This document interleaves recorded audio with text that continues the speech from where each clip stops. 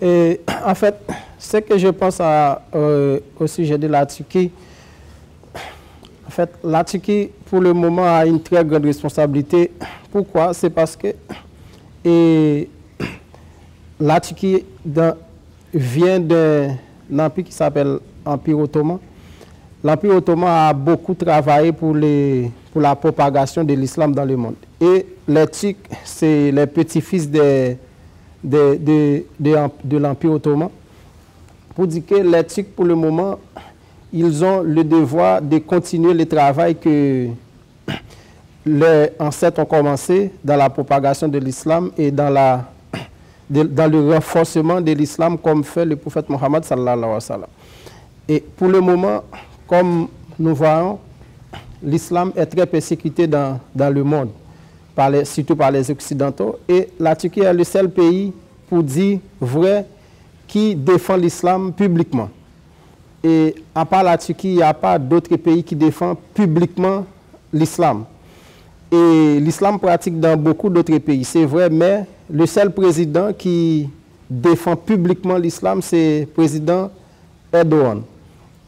Et lui, il prend des positions publiques face à des pays occidentaux pour défendre l'islam publiquement. Et c'est un très bon travail qu'il fait. Parce que c'est ça un vrai musulman. Un musulman qui a le moyen, parce que qu'est-ce que Allah a dit?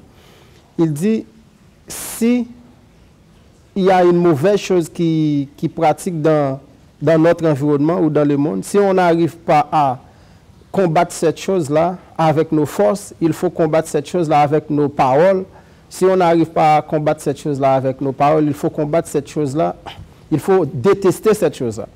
Et ce que le président Erdogan fait actuellement, c'est que, comme il est un homme puissant, il essaie de combattre ce qui est mauvais dans le monde par la force. Et il essaie de prendre des positions publiques, des positions ouvertes, pour dire qu'il critique ces choses-là, pour dire que c'est pas bon de faire ça, c'est pas bon de faire ça, c'est mieux de faire ça. Et quand les pays occidentaux ont pris des décisions, le président Erdogan, le président de la Turquie, prennent des positions publiques. Et ça lui procure beaucoup d'ennemis, mais il n'a pas peur. Pourquoi? Un musulman ne devrait pas avoir peur des gens. Un musulman, c'est seulement Allah, il faut peur. Il faut avoir peur. C'est pourquoi la Turquie représente un atout pour l'islam, actuellement. Parce que c'est le seul pays que l'islam pratique de façon ouverte et le président soutient ouvertement aussi l'islam. Et actuellement, avec le président Erdogan, la Turquie aussi est ouverte aux autres pays. Surtout, il y a beaucoup des Africains actuellement qui viennent en Turquie pour étudier l'islam. Et ça, c'est une façon d'aider l'islam de renforcer l'islam. Parce que par l'éducation, dès qu'on éduque les musulmans, ça va permettre aux musulmans de bien pratiquer la religion et de bien enseigner aussi la religion à ceux qui sont aux alentours. Et c'est pourquoi la Turquie actuellement, c'est un atout pour les musulmans, parce que les musulmans peuvent sortir partout pour venir en Turquie pour apprendre la religion. Comme je vois ici, moi je viens de Haïti en Amérique du Nord, mais je vois beaucoup de frères africains ici qui apprennent l'islam, que la Turquie donne des bourses, que la Turquie aide à aller à l'université. Tout ça, et la Turquie fait ça, c'est pour aider à renforcer les musulmans dans la connaissance. Et ça va aussi permettre à l'islam d'être fort. C'est pourquoi je dis que la Turquie, c'est un pays qui soutient l'islam. Et le président Erdogan aussi, il fait beaucoup d'efforts pour pouvoir soutenir les musulmans dans le monde. Parce que quand les musulmans meurent au Palestine, et le président Erdogan, il intervient toujours. En Syrie, il intervient toujours. Là où les musulmans sont attaqués, le président Erdogan intervient toujours. C'est pourquoi moi, je ne peux pas demander aux gens d'aimer le président Erdogan. Mais il faut au moins avoir du respect pour lui. Il faut au moins reconnaître ce qu'il est en train de faire là. C'est une bonne chose. Il faut prier à Allah pour lui, pour qu'il lui donne beaucoup plus de moyens, beaucoup plus de capacités pour qu'il continue à faire le travail qu'il est en train de faire pour l'islam dans le monde. Et moi, je suis en Turquie depuis une année. Je vois que la religion islam est très bien enseignée ici. La religion d'islam est très bien pratiquée ici. Parce que les gens pratiquent l'islam ouvertement. Et dans les mosquées, on voit qu'il y a toujours des sorbettes, il y a toujours des enseignements qui continuent, on explique l'islam. Et quand on va dans les mosquées aussi, dans les grandes mosquées, il y a toujours des gens qui donnent des explications aux touristes qui viennent, comme à Istanbul, dans Fatih Sultan Mehmet, il y a toujours des guides qui expliquent les non-musulmans ce qu'est l'islam et pourquoi on fait ça comme ça, pourquoi on fait ça comme ça. C'est ça que nous avons besoin pour le moment. C'est éduquer les gens, expliquer les gens ce qu'est l'islam vraiment, faire comprendre à nos musulmans ce qu'est vraiment l'islam, pour que les gens arrivent à accepter l'islam comme la dernière religion et comme la vraie religion d'Allah. Et si les autres dirigeants dans les pays musulmans, dans les autres pays musulmans, et faisaient comme fait actuellement le président Erdogan, défend l'islam publiquement aux yeux des Occidentaux, les musulmans auront beaucoup plus de respect vis-à-vis des Occidentaux.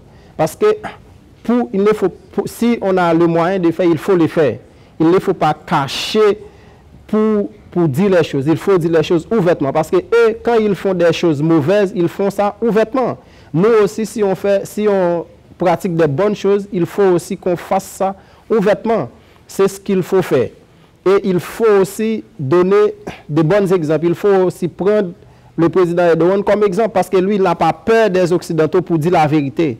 Quand il dit la vérité parce qu'il sait que c'est seulement Allah qui peut lui sanctionner. Parce que c'est que les gens utilisent comme sanction actuellement, ils utilisent la mort.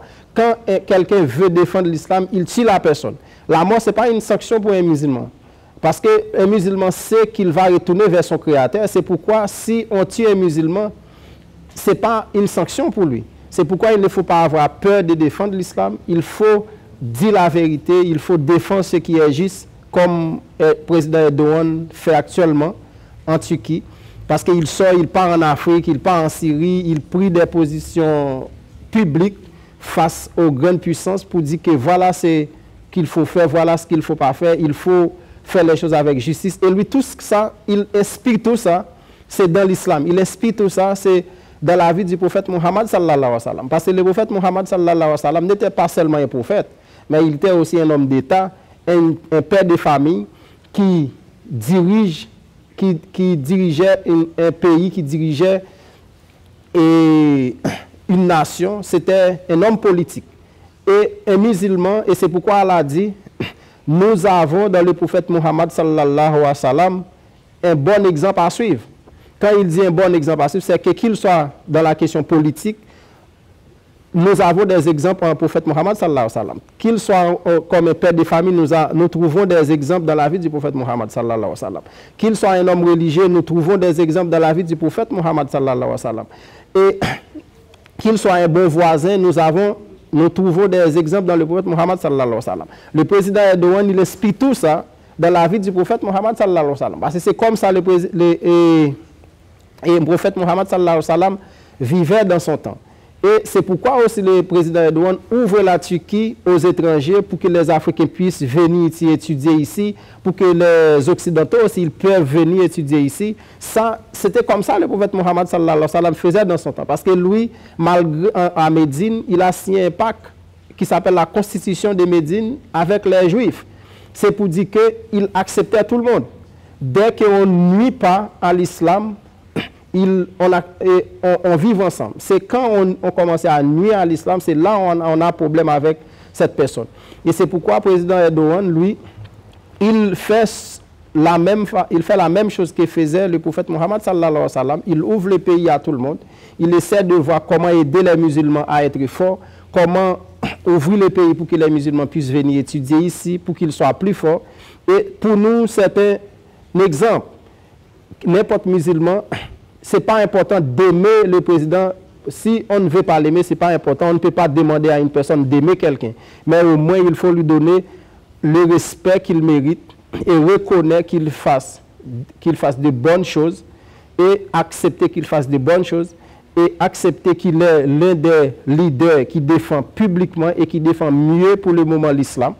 Et nous avons besoin de gens comme lui dans différents pays musulmans. En Afrique, nous avons besoin de gens comme président Erdogan. En Arabie Saoudite, nous avons besoin de présidents comme ça. En Égypte, partout où il y a des musulmans, nous avons besoin de leaders comme le président Erdogan qui défend publiquement l'islam. Parce que nous avons besoin des hommes forts pour défendre publiquement, pour prendre la parole publiquement, pour défendre la religion de l'islam.